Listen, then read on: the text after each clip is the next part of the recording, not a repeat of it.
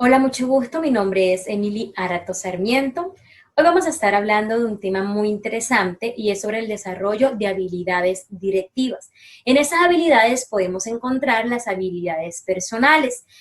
Allí vamos a hablar sobre el desarrollo del autoconocimiento que va relacionado un poco a la inteligencia emocional, también al manejo de estrés personal y la solución analítica y creativa del problema. Pero nosotros aquí nos vamos a enfocar sobre el manejo de estrés personal. Para entrar un poquito en contexto, vamos a estar dando una definición de qué es estrés. Y el estrés es una respuesta fisiológica que nosotros como seres humanos tenemos ante un estímulo tanto interno como externo. Y ese estímulo desencadena la reacción de lucha o huida. Entonces, cuando nosotros estamos hablando del manejo de estrés, esta es una de las habilidades administrativas más cruciales. Pero, así como es una de las más cruciales, es una de las menos atendidas dentro del repertorio de un directivo competente. Y se ha estimado que el problema creciente de no poder manejar el estrés puede ocasionar pérdidas para una organización, ya que el trabajador no va a ser altamente productivo con respecto a su trabajo si está estresado. Entonces, en un libro que estábamos leyendo, nos da una información sobre una empresa que se desconoce el nombre y hacían un diagnóstico donde se encontró que más del 60% de las faltas de los trabajadores estaba relacionado con el estrés. En otro, también calcularon que el 40% de la rotación del personal se debe al estrés, a esta variable.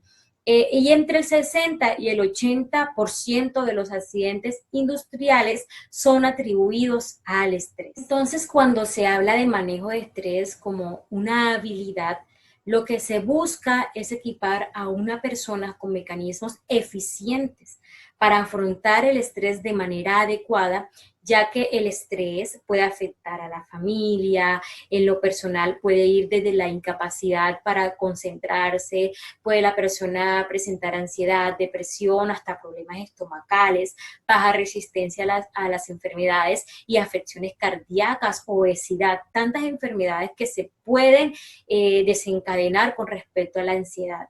Entonces, con respecto también a las organizaciones, las consecuencias van desde la ausencia y la insatisfacción laboral hasta las altas tasas de accidentes y rotación.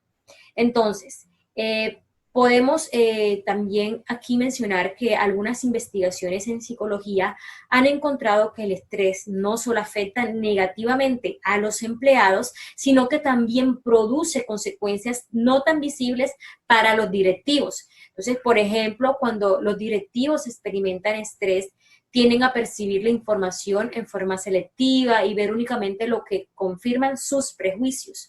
Tener una fijación por un solo método para atender un problema, también sobreestimar qué tan rápido pasa el tiempo, por lo tanto siempre se sienten apresurados. También tener pues, menos capacidad de hacer distinción detallada de los problemas por los que se pierde la vista de la complejidad y los matices, también consultar y escuchar menos a los demás, confiar en los antiguos hábitos para manejar la situación actuales, tener una menor capacidad pues, de generar pensamientos creativos y soluciones únicas a los problemas. Entonces, podemos entender que no solo el estrés puede afectar negativamente a los empleados, sino que también impide el comportamiento eficaz por parte de los directivos, como la escucha, como la toma de buenas decisiones, cómo resolver problemas eficazmente, planear y generar nuevas ideas.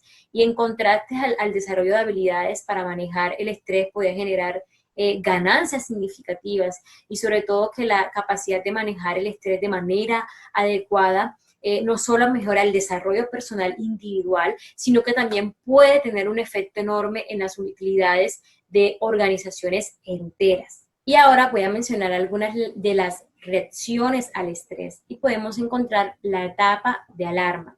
Y esta etapa de alarma se caracteriza por un incremento agudo de la ansiedad o el temor, si el factor estresante es una amenaza o por un aumento de la tristeza o la depresión. Si el factor estresante es una pérdida, estas reacciones son corregibles en gran medida si el factor estresante es de corta duración. Sin embargo, si continúa, el individuo entra a la otra etapa, que es la etapa de resistencia, en la que predomina los mecanismos de defensa y el cuerpo comienza a gastar energía en exceso. Entonces, la mayoría de las personas que experimentan altos niveles de estrés utilizan 5 tipos de mecanismos de defensa, y esos tipos de mecanismos de defensa los voy a mencionar. Tenemos el primero, que es la agresión, que implica como tal atacar directamente al factor estresante, aunque también podría incluir el ataque a uno mismo, a otra persona o hasta objetos, por ejemplo, golpear la computadora. En el segundo tenemos la regresión, que es la adopción de un patrón de comportamiento o respuesta que cumplió su cometido en alguna ocasión anterior, por ejemplo, responder a otra persona de manera infantil. En el tercer mecanismo de defensa tenemos la represión, que implica una negación de factores estresantes, reprimir eso que la otra persona me hizo.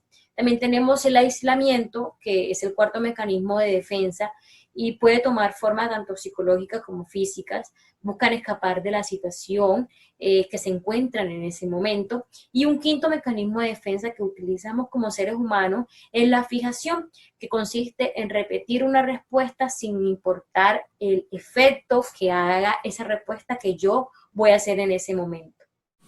Buenas tardes, mi nombre es Leonardo Calvo y mi intervención se basará en los factores estresantes. Partiendo que los factores estresantes son eventos o condiciones en su entorno que pueden desencadenar el estrés, nacido como alerta de supervivencia. En nuestro contexto actual, donde no tenemos muchas amenazas por la naturaleza, los factores de estrés han montado a ser situaciones laborales, sociales y emocionales. En esta intervención nos centraremos en el estrés laboral. Categorizado como la epidemia del siglo XXI, el estrés laboral es aquel que se produce debido a la excesiva presión que tiene lugar en el entorno del trabajo. Existen 2 tipos de estrés laboral positivo y estrés laboral negativo. El estrés positivo se refiere cuando el estrés surge de una manera adaptativa. Las consecuencias de este estrés no son negativas, es más, son positivas en cierto sentido, como por ejemplo el primer día de un nuevo trabajo, un nuevo puesto, pues nos ayuda a identificar las nuevas funciones que nos tocan. El estrés negativo se produce cuando este estrés dura más de un mes y ya tiene consecuencias negativas en el cuerpo de la persona, tipo problemas de insomnio, depresión, ansiedad, y este se categorizaría como un caso de estrés laboral negativo y debería tomarse medidas al respecto. Hola, buenas, mi nombre es Valentina Ballestas. Hoy les voy a hablar acerca de la determinación de factores estresantes situacionales mediante el rediseño del trabajo. Bueno, ¿qué hacemos para eliminar estos factores estresantes situacionales? ¿Qué se recomienda? Pues combinar tareas, ya que cuando somos capaces de trabajar en un proyecto completo y desempeñado una diversidad de tareas, en vez de sentirnos restringidos, pues nos sentimos más satisfechos y comprometidos porque somos capaces de sentirnos orgullosos de ser autores del trabajo que estamos realizando. También es recomendable formar unidades de trabajo identificables. Esto se da a partir de la primera etapa, cuando se están formando equipos de individuos que desempeñan tareas relacionadas, pues las personas se van a sentir más integradas, ya que esto da un aumento a la productividad y disminuye la tensión con el trabajo respectivo. Cuando estos equipos se combinan, hay una mejor coordinación y se deciden pues netamente cómo terminar el trabajo y el estrés se reduce. También debemos establecer relaciones con clientes. ¿Esto con qué fin? Con el fin de la eliminación de intermediarios, ya que esta permite a los empleados obtener pues mejor información relacionada con la satisfacción del cliente. Asimismo, las necesidades y expectativas de los clientes potenciales y el estrés por la comunicación filtrada también se elimina. Pues también debemos incrementar la autoridad en la toma de decisiones, ya que los directivos, al incrementar la autonomía de sus subalternos para tomar decisiones de trabajo importantes, eliminan una importante fuente de estrés laboral para sí mismos. y asimismo ser capaces de influir en el qué, cuándo y cómo, ya que esto incrementa pues el estrés de cada persona que trabaja en esta entidad o el control de cada individuo. También debemos abrir canales de retroalimentación, ya que al dar una retroalimentación precisa la satisfacción y el desempeño de los subalternos mejora, una de las formas de probar esto es con el control de la calidad, ya que las empresas que permiten su calidad a los individuos ensamblan un producto, en vez de enviarlo a otro grupo de verificación, descubren que la calidad se incrementa sustancialmente y eliminan los conflictos entre el personal de la producción. También tenemos, este tiene dos categorías. La primera categoría está representada por los factores personales. ¿Cuáles son esos factores personales? La autoestima positiva y la autoelevación básica y esencial, esto con el fin de conseguir buenas habilidades cognitivas y talentos valorados por la sociedad. El segundo está constituido por las estrategias personales de manejo de estrés, como las buenas relaciones y factores de riesgo como el abuso, la negligencia, el crimen y la posibilidad de quedarse sin hogar. El estrés fisiológico es uno de los aspectos más cruciales de este tema, ya que este influye en la condición física de la persona y acepta la capacidad de manejar el estrés, y este tiene dos aspectos que se combinan para combinar la elasticidad. También tenemos el estrés cardiovascular, que es el acondicionamiento físico dentro de las empresas. Ha sido el resultado de que los individuos con buena condición física son capaces de manejar mejor el estrés que quienes tienen mala condición física. Y los controles dietéticos que deben llevar, ya que siempre este es uno de los más recomendados, que llevar una buena alimentación, comer variedad de alimentos, tener un peso óptimo, reducir ingesta de grasa, comer alimentos más enteros, reducir azúcares, sodios, evitar alcohol, restringir la ingesta de cafeína, tomar vitaminas y hacer de la comida un momento relajante, ya que si no lo hacemos podemos tener una indigestión. El estrés psicológico, este es uno de los moderadores más importantes del efecto del estrés, ya que los individuos cuentan con ciertas características psicológicas que a veces, llamados tipos de personalidad elástica, son los que tienden a manejar el estrés mejor que otros. Dentro de estos encontramos las fortalezas, y dentro de estas fortalezas hay tres elementos importantes, que son el compromiso, el desafío y el control. El control consiste en sentir control de la propia vida en vez de sentirse indefenso e incapaz de influir en eventos externos. Sentirse comprometidos e involucrados en lo que hacen y no enajenarnos por el propio trabajo y el de los demás individuos. Y por último, el desafío. Este consiste en sentirse desafiado ante nuevas experiencias, en vez de interpretar como los cambios como una amenaza. La seguridad y la comodidad de estos tres conceptos son importantes para que mitiguemos los factores del estrés. Y por último, la personalidad tipo A, que se ve en la mayoría de los individuos. La personalidad tipo A, los que la padecen siempre piensan que es precisamente esa personalidad lo que los ha llevado a ser grandes, a ser éxitos, pero muchos no están dispuestos a abandonar esta orientación, porque los comportamientos decisivos, decididos, intensos y persistentes suelen ser características admiradas y valoradas entre los directivos que lo están llevando. Esta personalidad tipo A, o la capacidad de ser, superarlas,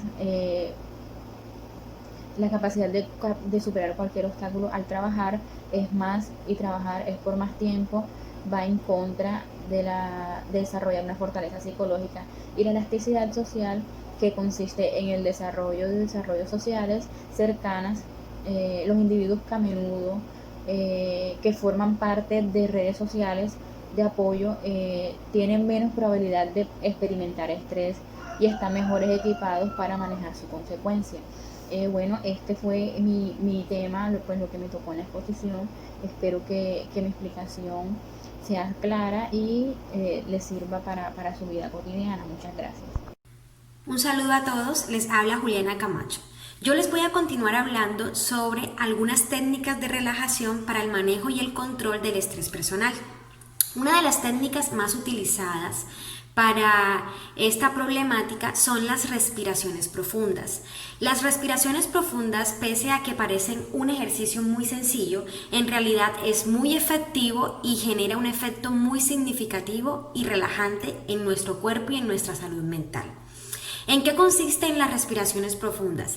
En el momento en que nos sentimos muy tensionados o muy estresados, con altos niveles de estrés, sea por el empleo, por el estudio, por los quehaceres del hogar, la idea es tomarnos un momento en el que podamos sentarnos o acostarnos, colocar una de nuestras manos en el abdomen y hacer respiraciones muy profundas. Inhalar lentamente y exhalar lentamente.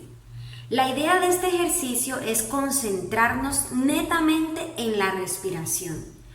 Sentir cómo la respiración entra a mi cuerpo, tratar de repartirla a todas las partes de mi cuerpo y asimismo experimentar la sensación de cuando sale la respiración de mi cuerpo. Con el ejercicio de la mano lo que vamos a hacer es enfocar nuestra mirada en ver cómo la mano sube y baja cuando está encima de nuestro abdomen. De esta manera llevaremos nuestra mente a que se enfoque solo en nuestra respiración y así le daremos un descanso a nuestra mente, ya que ella va a estar enfocada en todo el ejercicio de la respiración. En realidad, en esto es en lo que consiste, en que nuestra mente pueda descansar de todos los rollos que tiene y que pueda enfocarse en una sola cosa en ese momento, que va a ser en las respiraciones que vamos a hacer, y a su vez fisiológicamente esto va a generar unos resultados positivos en nuestros pulmones, en nuestra oxigenación del cerebro, etc. Otra de las técnicas también muy utilizadas es la meditación. La meditación es una de las maneras en que nosotros podemos regalarnos un momento de conciencia plena, es decir, permitir que nuestra mente esté enfocada solo en algo y no en los distintos oficios que tenemos que hacer. Comúnmente nosotros nos mantenemos pensando en el futuro, tengo que entregar un trabajo, a esta hora tengo la clase de tal, tengo que estudiar para el examen, mañana tengo que entregar el informe en la empresa, tengo que realizar, los que son padres, los trabajos de los niños, ayudarlo con las tareas, alistarle el uniforme, atender al esposo, las que son casadas o casados, pagar las facturas de la casa, etcétera, etcétera, etcétera.